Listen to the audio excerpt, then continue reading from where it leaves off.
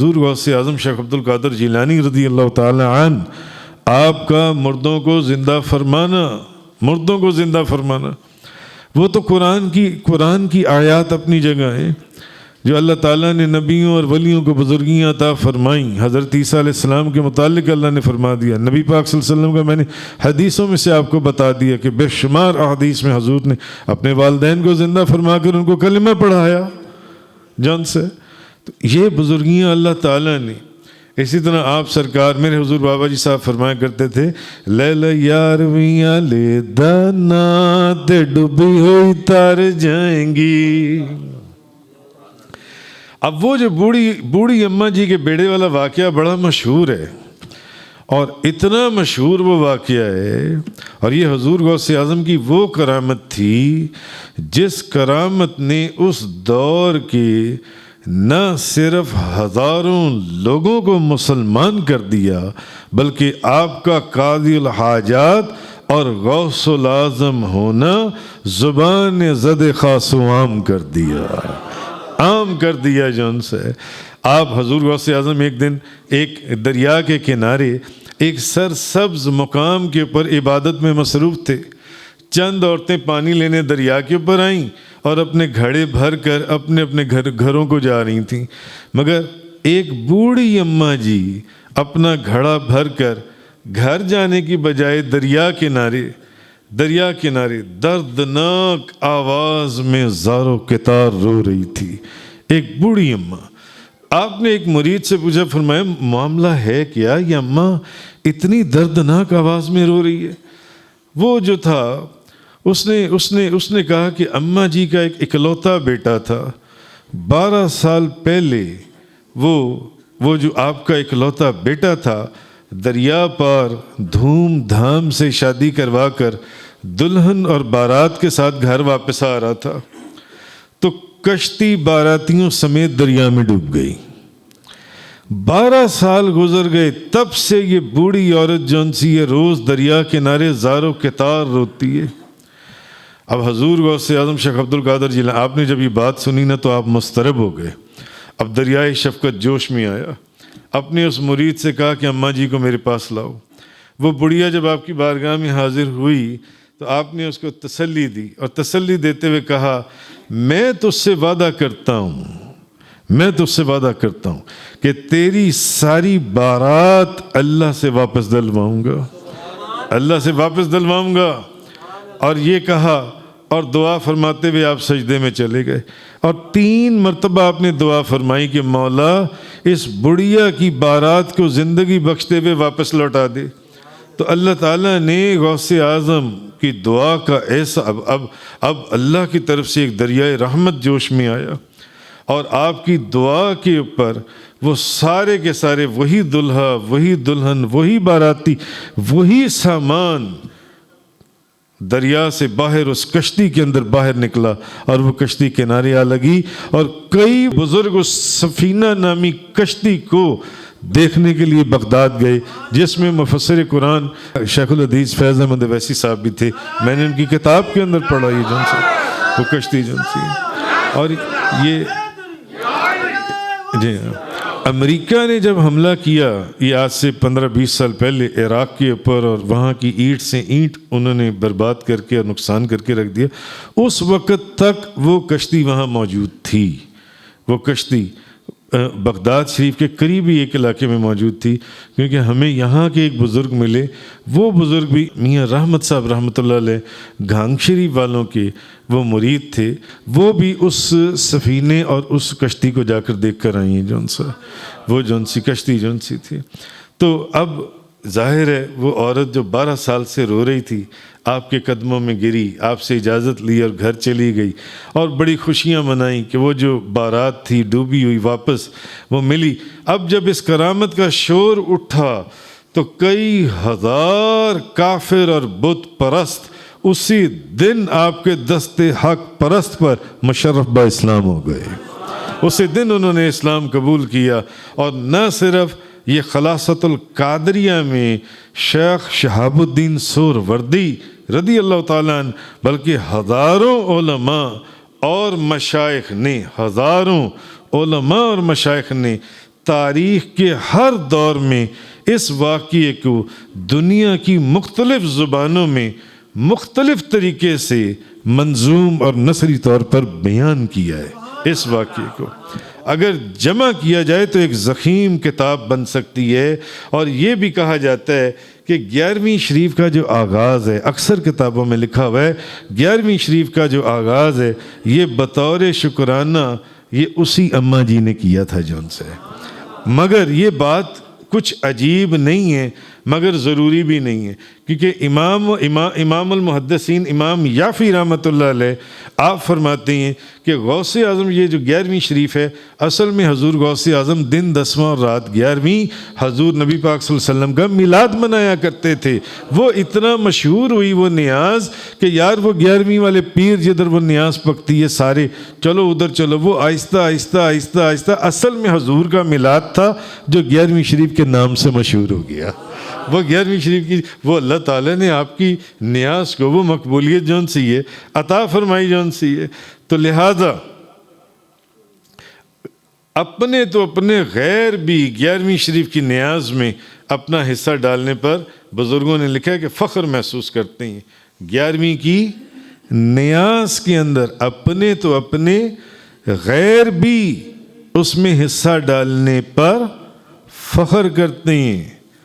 اور جو لوگ ان چیزوں سے ذرا پیچھے ہیں، کہنے کا مقصد یہ کہ حضور غوث اعظم شیخ عبد القادر جیلانی رضی اللہ تعالی عنہ اولیاء اللہ کے اندر وہ ہستی ہیں کہ اولیاء کے اوپر کفر کے فتوے لگانے والا، اولیاء کے اوپر کفر کے فتوے لگانے والا قطب افراد شیخ اکبر شیخ محی الدین ابن عربی کو اولیاء شیطان میں شمار کرنے والا شیخ ابن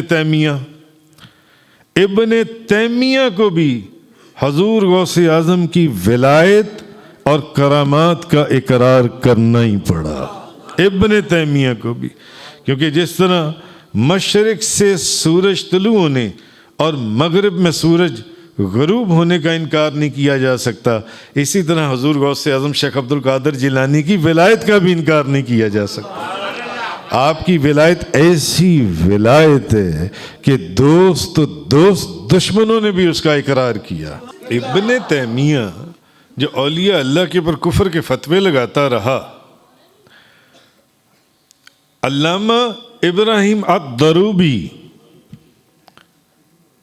المختصر فی تاریخ الشیخ عبد القادر القیلانی اس کتاب کے اندر لکھتے ہیں، وہ لکھتے ہیں کہ شیخ ابن تیمیہ حضور غوث اعظم شیخ عبد القادر جیلانی اولیاء اللہ کے اندر ایک ایسے ولی کامل ہوئے کہ وہ بھی شیخ عبد القادر جیلانی کی کرامات کی تصدیق کیا کرتا تھا، اور صرف تصدیق نہیں کرتا تھا، ربیع الاول شریف کا جب آخری ہفتہ آتا، آخری تاریخیں، تو نذرانے ہدیے آپ کے مدرسے کے لیے درس و تدریس اور آپ کے لنگر غوثیہ میں جو دن 10واں اور رات 11ویں شریف کی محفل جس کو آپ میلاد کے کرواتے تھے، اس میں کھانا کھلانے کے لیے غلہ اور اناج وغیرہ کے تحفے تحائف، غلہ، اناج، چینی، چاول، مختلف چیزوں کے اوپر مشتمل 30 اونٹ قافلے کی صورت میں دمشق شام سے بغداد شریف 830 کلومیٹر دور درگاہ جیلانیہ حضور غوث اعظم کی بارگاہ میں بغداد شریف روانہ کیا کرتا تھا، 30 اونٹوں کے اوپر۔ بتاؤ، یہ وہ بندہ ہے جو اولیاء اللہ کے اوپر کفر کے فتوے لگاتا تھا، وہ بندہ یہ کیسا اللہ کا ولی ہے، یہ کیسا اللہ کا ولی ہے، وہ بندہ بھی 30 اونٹوں کے اوپر۔ اور دیکھیں میں نے آپ کو کتاب کا نام بھی بتایا، المختصر فی تاریخ الشیخ عبد القادر القیلانی، اس کتاب کے اندر علامہ ابراہیم الضروبی لکھتے ہیں، وہ لکھتے ہیں، بتاؤ یہ کوئی میری اپنی ذاتی بات نہیں ہے یا اڑی اڑائی بات نہیں ہے، یہ وہ لکھتے ہیں کہ 30 اونٹوں کے اوپر چاول، چینی، آٹا، اناج، تحفے، تحائف، نذرانے، ہدیہ، وہ بندہ بھی دمشق شام سے 830 کلومیٹر دور بغداد کب بھیجتا تھا؟ ربیع الاول شریف کے آخری ہفتے میں۔ اب سوچنے کی بات یہ ہے کہ وہ ساری عمر یہ نذرانے بھیجتا رہا، ہر سال بھیجتا تھا جون سے، نہ رجب کے اندر، نہ شعبان کے اندر، نہ محرم کے اندر، نہ رمضان کے اندر، ربیع الاول شریف کے آخری عشرے میں کیوں بھیجتا تھا؟ بتائیے آخری عشرے میں کیوں؟ ہر سال ربیع الاول کے آخری عشرے میں وہ بھیجتا تھا، اس لیے کہ جب وہ 30 اونٹوں پر مشتمل وہ جو اونٹوں کا قافلہ وہ روانہ کرتا تھا ربیع الاول کے آخری ہفتے میں، آخری عشرے میں، تو اگلا مہینہ کون سا ہوتا ہے؟ ربیع الثانی، جس میں بڑی 11ویں شریف حضور غوث اعظم کا بڑا عرس مبارک منایا جاتا ہے۔ ویسے تو آپ سرکار کا عرس سارا سال منایا جاتا ہے پوری دنیا کے اندر، مگر ربیع الثانی کے اندر دن 10واں رات 11ویں آپ کا بڑا عرس مبارک منایا جاتا ہے پوری دنیا میں، اور صرف قادریہ سلسلے میں نہیں، سارے سلسلوں میں منایا جاتا ہے، سارے سلسلوں کے اندر، اس لیے کہ ربیع الثانی دن 10واں رات 11ویں سے پہلے ان 20 دنوں کے اندر وہ قافلہ بغداد شریف حضور غوث اعظم کی بارگاہ میں پہنچ جائے۔ اس لیے تو لہذا جو 11ویں کی نیاز ربیع الثانی عرس پیران پیر بغداد میں پکتی ہے، اس کی نیت یہ ہوتی تھی کہ اس میں ابن تیمیہ کا حصہ بھی شامل ہو جائے، ابن تیمیہ کا حصہ بھی شامل ہو جائے۔ یہ لکھا ہے کتابوں کے اندر بزرگوں نے جون سے۔ تو کہنے کا مقصد یہ ہے کہ حضور غوث اعظم شیخ عبد القادر جیلانی رضی اللہ تعالی عنہ۔ اچھا ویسے یہ جو آپ نے واقعہ پڑھا کہ وہ جو اس اماں جی کے وہ جون سے جو بیٹا تھا اس کو آپ نے دریا سے نکالا جون سے، وہاں سے جون سے، الحمدللہ میں نے دریائے دجلہ کی بھی زیارت کی ہے، میں نے دریائے دجلہ کو بھی دیکھا۔ جن دریاؤں کا ذکر آپ نے کتابوں میں پڑھا یا قرآن یا حدیث میں پڑھا یا بزرگوں کی کتابیں، ہم نے ان دریاؤں کی زیارت کی ہے۔ ہم نے دریائے دجلہ بھی دیکھا اور دریائے نیل بھی دیکھا، جس کا ذکر آپ قرآن میں پڑھتے ہیں، حدیث میں پڑھتے ہیں، دریائے نیل بھی دیکھا، اور ہم نے دریائے فرات بھی دیکھا، میں نے بندہ ناچیز نے دریائے فرات بھی دیکھا، اور میں نے دریائے بابل بھی دیکھا، اور پھر میں نے دریائے ما وراء النہر دیکھا، جس کا ذکر حضور داتا صاحب نے کشف المحجوب شریف میں کیا۔ میں اس کو بھی دیکھ کر آیا ہوں، یہ دنیا کے مختلف ملکوں میں مختلف جگہوں کے اوپر۔ تو کہنے کا مقصد یہ ہے کہ اس اماں جی کے وہ جو اس بیٹے کو وہ جو دلہا تھا اس کو زندہ کیا، اور شاید آپ لوگوں کو پتہ ہے یا نہیں معلوم کہ وہ جو دلہا تھا اس کا مزار جون سے حضرت سید کبیر الدین، ان کا اصل نام سید کبیر الدین تھا، ان کا اصل مزار کہاں ہے بتائیے؟ گجرات میں۔ دیکھو ان بزرگوں کو پتہ ہے، آپ گئے ہیں وہاں پر؟ ہاں میں بھی گیا ہوں وہاں پر، میں ہو کر آیا، اور میں آپ کو ایک مزے کی بات بتاؤں، مگر میں نے جب وہاں میں گیا نا اور میں نے جب مراقبہ کیا تو آپ یقین جانیے کہ میں نے مراقبے کے اندر مجھے سید کبیر الدین دولائی رحمۃ اللہ علیہ، جو یہ وہی دلہا ہیں جن کو 1100 سال پہلے حضور غوث پاک نے دریا سے زندہ 12 سال کے بعد زندہ کر کے نکالا تھا، آپ لوگوں کو پتہ ہی نہیں ہے کہ ان کا مزار پاکستان کے اندر ہے، ان کا مزار پاکستان کے اندر ہے، گجرات کے اندر ہے ان کا مزار۔ تو میں جب گیا نا چند سال پہلے، 5 6 7 سال پہلے، یہ ایک بزرگ دیکھیں یہ کھڑے ہوئے ہیں، سعید صاحب جون سی ہیں، ان کے ساتھ، یہ میرے ساتھ تھے۔ اچھا وہاں میں نے مراقبہ کیا نا، تو مراقبے کے اندر میں حیران ہو گیا کہ آپ یقین جانیے میں نے مراقبے میں دیکھا کہ ایک بزرگ بیٹھے ہوئے ہیں، اور وہ بیٹھے ہوئے ہیں جیسے یہ بیٹھے ہوئے ہیں نا سامنے، یہ بیٹھے ہوئے ہیں بزرگ بالکل، تو ان کے پورے جسم کے اوپر نا پانی ہے، جیسے پانی میں بیٹھے نہیں ہوئے وہ، مگر وہ ایسے تھا جیسے پانی کے اندر بندہ تیر رہا ہو نا، پانی کے اندر نیچے پانی کی ڈیپتھ کے اندر. تو وہ ایسے میں نے مراقبے میں ان کو دیکھا, ان بزرگوں کو جو ان سے پانی کے اندر. یہ بھی ایک عجیب, اصل میں وہ پھر میرا خیال ہے شاید اسی وجہ سے کہ یہ وہی بزرگ ہیں جن کو آپ سرکار نے 12 سال کے بعد دریا سے نکالا تھا جو ان سے. تو خیر, تو ایک سید عبد القادر اربلی رحمۃ اللہ علیہ نے تفریح الخاطر میں حضور غوث اعظم کا اور ایک اماں جی کے دریا میں ڈوبے لڑکے کو زندہ کرنے کا ایک اور واقعہ بھی بیان کیا. انہوں نے دعا فرمائی اور عورت سے کہا کہ بی بی گھر چلی جاؤ, لڑکا آ جائے گا. جب وہ گھر واپس گئی تو لڑکا نہیں آیا. پھر وہ اگلی دفعہ آئی, آپ نے فرمایا اچھا اب آ جائے گا, وہ پھر نہیں آیا. پھر گئی, پھر نہیں آیا. تیسری مرتبہ جب آپ نے دعا فرمائی, اب جب گھر گئی تو لڑکا پہنچ چکا تھا. تو حضور غوث اعظم نے مقام محبوبیت کے اندر, محبوب ہے نا تو محبوب تو پھر محبوب سے بات چیت کرتا ہے نا, انہوں نے مقام محبوبیت کی حالت میں اللہ سے عرض کیا. انہوں نے کہا یا اللہ تو ہر چیز پر قادر ہے, تیرے لیے تو کوئی چیز مشکل ہی نہیں ہے.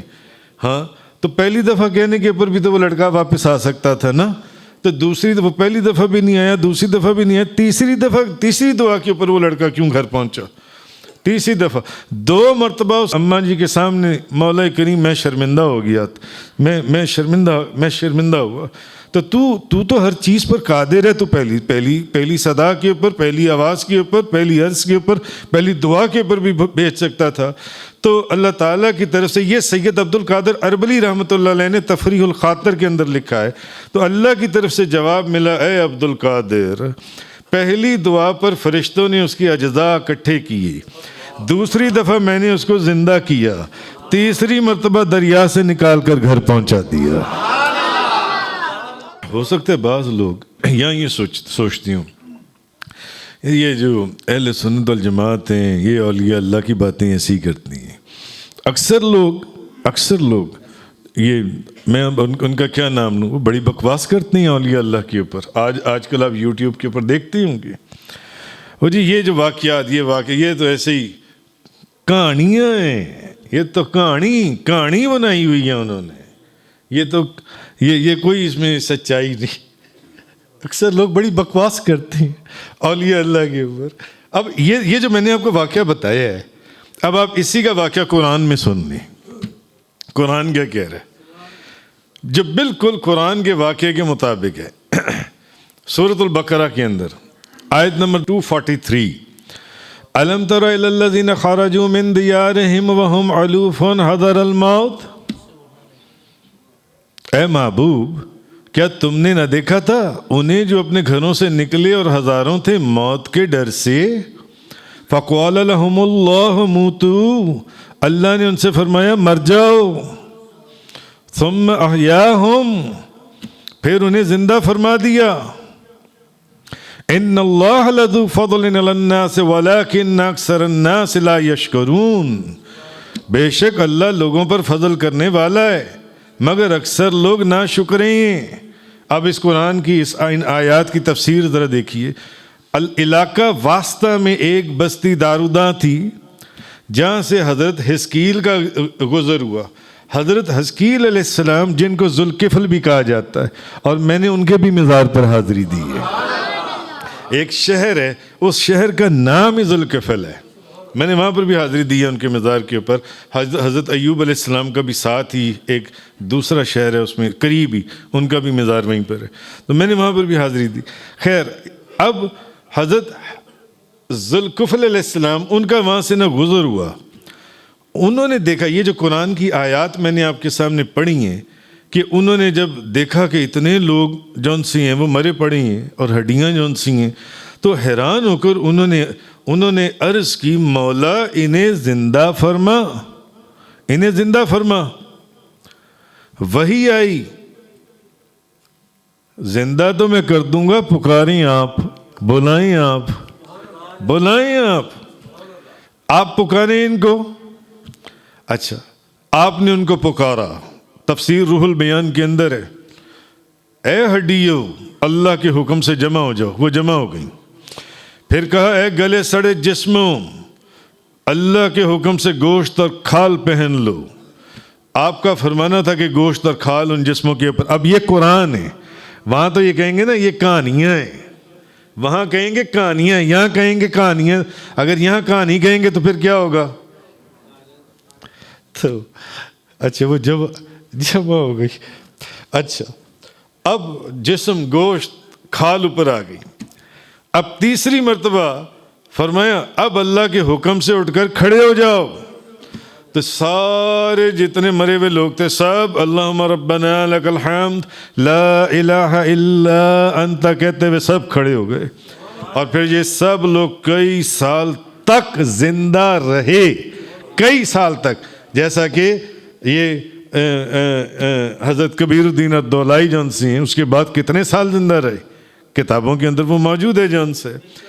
تو کہنے کا مقصد یہ ہے کہ یہاں یہ تو کئی سو سال کے بعد اللہ کے بندے نے زندہ کر دیا، اس کا انکار نہیں ہے. تو حضور غوث اعظم نے 12 سال کے بعد زندہ کر دیا، اس کا انکار ہے. بتائیں 12 سال کے بعد زندہ کرنا مشکل ہے یا کئی سو سال کے بعد زندہ کرنا مشکل ہے؟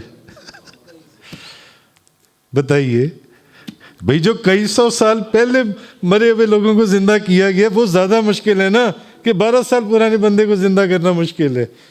ہاں اس کا انکار نہیں ہے، کیوں؟ وہ قرآن ہے. اور یہاں انکار ہے کیونکہ یہ ایک اللہ کے ولی کی کرامت ہے، ان کی بزرگی ہے، یہاں انکار کر دیں گے. ہاں تو کہنے کا مقصد یہ ہے، آپ قرآن کے اندر حضرت موسیٰ علیہ السلام سامری اور سامری والا واقعہ ہی دیکھ لیں. جب موسیٰ علیہ السلام نے سامری سے پوچھا قال فما خطبک یا سامریش، موسیٰ علیہ السلام نے کہا سامری تیرا کیا حال ہے، اور تیرا کیا حال ہے؟ تو اس نے کہا جب فرعون کے غرق ہونے کا وقت آیا نا سامری نے، اس نے کہا میں نے وہ دیکھا جو لوگوں نے نہیں دیکھا. قال بصرت بما لم يبصروا به فقبضت قبضة من اثر الرسول فنبذتها وكذلك سولت لي نفسي. بولا میں نے وہ دیکھا جو لوگوں نے نہیں دیکھا، میں نے ایک مٹھی بھر لی فرشتے کے نشان سے، پھر اسے ڈال دیا اور میرے جی کو یہی بھلا لگا. اس سامری نے کہا، یعنی جب وہ بچڑا جو سونے اور جواہرات کا وہ جو بچڑا اس نے زندہ کیا تھا، اس سامری نے جو اس نے کہا کہ میں وہ دیکھ رہا تھا جو باقی لوگ نہیں دیکھ رہے تھے. سامری نے کہا یعنی جبریل علیہ السلام، میں نے جبریل علیہ السلام کو دیکھ لیا تھا. تو جبریل علیہ السلام کی گھوڑی جہاں قدم رکھتی تھی وہ جگہ ایک دم سبز ہو جاتی تھی. سامری نے کہا میں نے یہ منظر دیکھ لیا. اب یہ قرآن ہے، قرآن. اس نے کہا میں نے یہ منظر دیکھ لیا کہ جبریل علیہ السلام کی جہاں گھوڑی قدم رکھتی تھی وہ جگہ سبز ہو جاتی تھی، لہٰذا میں نے وہاں سے مٹی اٹھا لی. جبریل علیہ السلام کی گھوڑی کے نشان والی جگہ سے میں نے مٹی اٹھا لی. سامری نے، اس نے کہا وہ مٹی جون سی ہے وہ اس بچڑے کے منہ میں نے ڈالی تو وہ بولنا شروع ہو گیا. وہ مٹی میں نے اس میں ڈالی، وہ بولنا شروع ہو گیا. مٹی کا ڈالنا تھا کہ بے جان بچڑے میں روح اور زندگی پیدا ہو گئی، وہ بولنے لگا. سوچنے کا مقام ایک یہ ہے کہ بچڑا زیورات سے تیار ہوا، اس کے اندر روح تو نہیں تھی، اور بچڑے کو کسی ولی اللہ کی دعا سے زندگی نہیں ملی، بلکہ ایک فرشتے کے گھوڑے کے پاؤں کی مٹی سے زندگی ملی. اور مٹی بھی اس بچڑے کے منہ میں کسی ولی اللہ نے نہیں ڈالی بلکہ اللہ کے دشمن نے ڈالی. اللہ کے دشمن نے ڈالی، اس نے ڈالی. اگر اللہ جبریل کی گھوڑی کے پاؤں کی مٹی میں یہ تاثیر پیدا کر سکتا ہے جس نے بے جان بچڑے میں اثر نو روح پیدا کر کے اس کو زندگی دے دی، تو کیا اولیاء کرام جن کے متعلق حضور کی حدیث آئی ہے کہ میرے اولیاء کے اندر ایسے لوگ بھی ہیں اور وہ اگر کسی بات کے اوپر اڑ جائیں نا، قسم کھا لیں تو اللہ ان کی اس بات کو پورا کر دیتا ہے، اللہ ان کی بات کو پورا کر دیتا ہے. تو پھر حضور غوث اعظم شیخ عبد القادر جیلانی جو تمام اولیاء کے شہنشاہ ہیں، جو محبوب سبحانی ہیں، وہ تو اپنی منہ مانگی بات اللہ سے منوانے والوں میں سے ہی ہیں. وہ بڑھیا کے ساتھ اگر وعدہ کر لیں کہ اے اماں میں تیری بارات اس دلہا سمیت تجھے واپس دلواؤں گا، تو کیا خدا ان کی بات کو نہیں مانے گا؟ وہاں تو ایک اللہ کا دشمن جون سے اور ایک کافر جون سے اس مٹی کو اس کے منہ میں ڈال دے تو وہ زندہ ہو جائے. اور وہاں مان جائیں گے کیونکہ قرآن ہے، اور یہاں نہیں مانیں گے کیونکہ یہاں یہ واقعہ قرآن میں بیان نہیں ہوا. یہ تو اولیاء اللہ کی زندگی کے ساتھ. خیر کہنے کی بات یہ آپ سرکار نے آخری بات یہ کہ صرف اسی بارات کو زندہ نہیں کیا. یہ جو میں نے آپ کو بے شمار واقعات سنائے، کیونکہ آج کا موضوع یہ تھا آپ سرکار کا مردوں کو زندہ فرمانا، مردوں کو زندہ فرمانا. آپ نے صرف اس بارات کو زندہ نہیں کیا بلکہ آپ کے زندہ کیے ہوئے مردوں کی فہرست بہت لمبی ہے.